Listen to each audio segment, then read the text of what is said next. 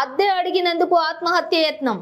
Father John Peter Nirmalagiri Gowripatnam తూర్పు గోదావరి జిల్లా దేవరపల్లి మండలం గౌరీపట్నంలో ఉన్నటువంటి నిర్మలగిరి మేరీ మాత కొండపై అనేక మంది షాపులు రెంట్కు తీసుకుని జీవనోపాధి పొందుతూ ఉంటారు.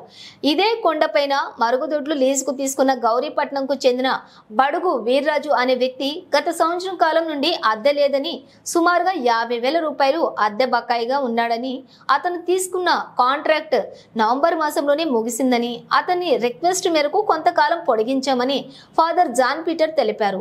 అద్దె చెల్లించాలని అడిగినందుకు మంగళవారం పురుగుల మందు తాగి ఆత్మహత్య ప్రయత్నం చేశాడని, అతన్ని వెంటనే ఆసుపత్రికి తరలించామని, తనపై అసత్య ప్రచారాలు చేసేందుకు వీర్రాజు ప్రయత్నం చేస్తున్నాడని ఫాదర్ జాన్ పీటర్ తెలిపారు. ఈ సమావేశంలోని బొందల దుర్గారావు, కందుకూరి శ్యామ్, ఎం సువర్ణరాజు తదితరులు పాల్గొన్నారు.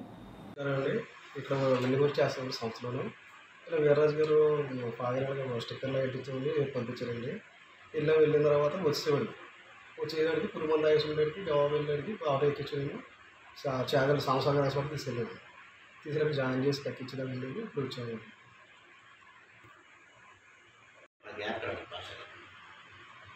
నా పేరు కందుకూరి శ్యామ్ అండి.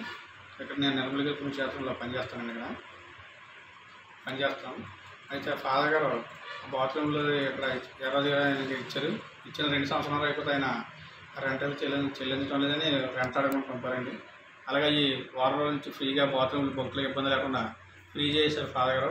అవి కూడా వెళ్ళి ఆ స్టిక్కర్లో పిఆర్నాటిని స్టిక్కర్లు అంటించమని పంపారండి. అవి పంపించి ఆయన ఎర్రరాజు గారిని మరి ఇలాగా ఫాదర్ గారు తాళాలమ్మన్నారు అడిగితే నేను ఫాదర్ గారితో మాట్లాడుతానులే మీరు వెళ్ళండి అన్నారు. మేము ఆ విధంగా ఆ మాట చెప్తే ఫాదర్ దగ్గర వచ్చామండి.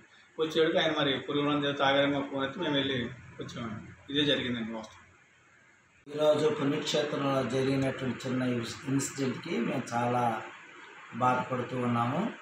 అసలు జరిగిన విషయం ఏంటంటే 2 సంవత్సరాల క్రితం వీర్రాజు అతనికి 1 సంవత్సరం బాత్రూమ్ స్విచ్ చేసుకుంటానంటే దానివల్ల అతను చక్కగా బ్రతుకుతూ ఉన్నాడు.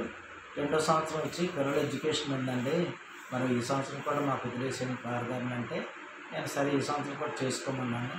2.5 సంవత్సరాలు అయిపోయిన తర్వాత ఈరోజు నేను ఖాళీ చేయమని అడిగినందుకు అలాంటి అనాలోచితమైనటువంటి డెసిషన్ తీసుకొని పురుగు మందు తాగారు. అయితే మేము ఆయన మాత్రం ఏమనలేదు. ఇప్పుడు కూడా మాకు 70,000 కట్టాలా కరెంటుకేనో బాత్రూమ్ సంబంధించి డబ్బులు అయిపోయి నేను అడగలేదు. ఖాళీ చేయమంటే నేను చేయను అన్నాడు. సరే చేయకపోతే తర్వాత అన్ని తర్వాత సర్దుకుంటే అనుకున్నాం. కానీ ఈరోజు ఈ విధంగా పురుగుల మందు తాగి అప్పుడు పుణ్యక్షేత్రానికి చాలా చెడ్డ పేరు తీసుకొచ్చారు. అది అంత తప్ప ఇంక దీనిలో జరిగిన విషయం ఏం లేదు. అయితే వాళ్ళ పెద్దలకు కూడా చెప్పాను, గ్రామస్తులందరికీ చెప్పాను. గ్రామస్తుల మాట కూడా వినకుండా వాళ్ళని వ్యతిరేకించి ఈ విధంగా అతను తన సొంత డెసిషన్ తీసుకొని ఈ విధంగా పురుగుల మందు తాగుతుంది. అయితే ఎవరు కూడా ఆయన్ని ఇబ్బంది పెట్టలేదు. ఆయన అంటూ ఉన్నారు పొలం పెడితే అన్నారని, పొలం పెడితే ఇబ్బంది పెడుతున్నారని అన్నారు. కానీ సార్ అడిగితే ఏం చేయలేదు. మేము ఆయనకి 2.5 సంవత్సరాలు ఇచ్చాను. ఇప్పుడు ఖాళీ చేయబట్టడానికి బదులుగా ఈ విధంగా అగాత్యం చేసుకున్నాడు. దీనికి మాకు ఎటువంటి సంబంధం లేదు.